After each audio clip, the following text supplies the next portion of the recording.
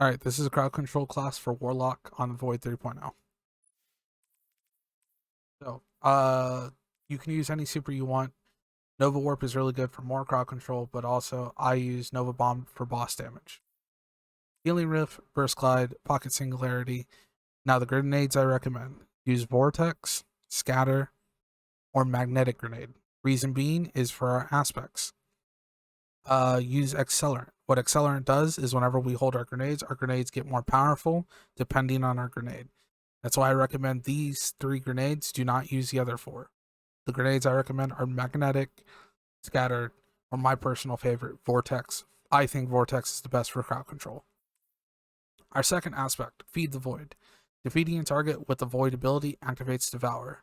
Anytime Devour is active, every time we get a final blow, we just get health regeneration and extends the effects of Devour. This is super strong for keeping you alive. Fragments. Fragment I highly recommend is defeating targets with grenades grant volatile rounds to your void weapons. This will go hand in hand with our build later, and I'll explain more. Second fragment is leeching. Melee final blows starts health regeneration for you and your friends. There are better fragments, but this is the one I like using. Third one, Echo of Explosion. Void ability final blows calls targets to explode. This goes hand in hand, making our grenade stronger while also making our melee stronger. This is probably the best thing to make your melee even stronger than what it is. Okay, we're going to be using 1 exotic piece, and we're going to be using 2 pieces that are going to be set to void, 3 pieces solar. We're going to be using a Charge of Light build, so let's get into it.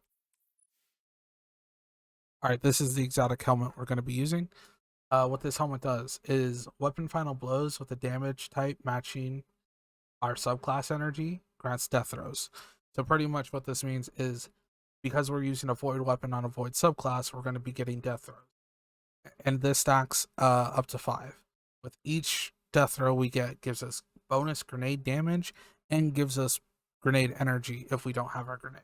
This is really strong for making our grenades pocket nukes.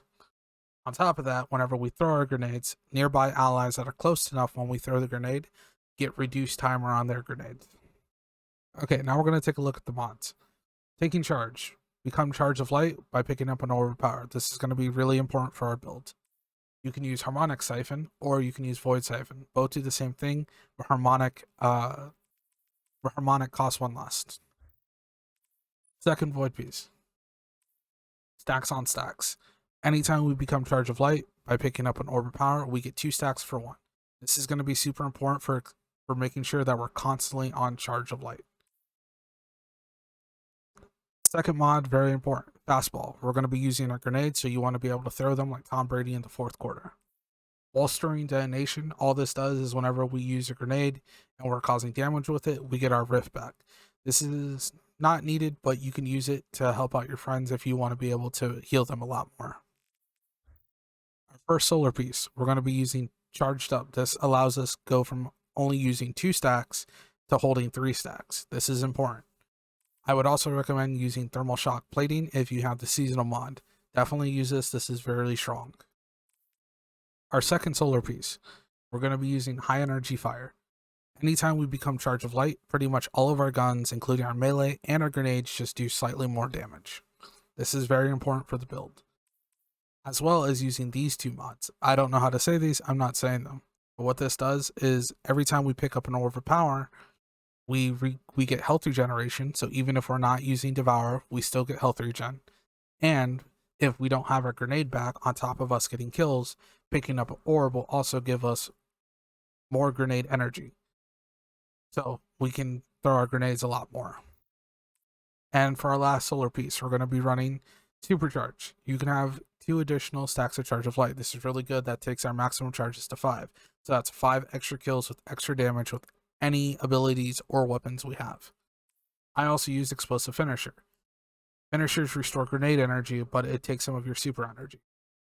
I will choose to waste super energy to get more grenades. More grenades means more ad clear. Okay, your gun doesn't really matter. Make sure it's void though.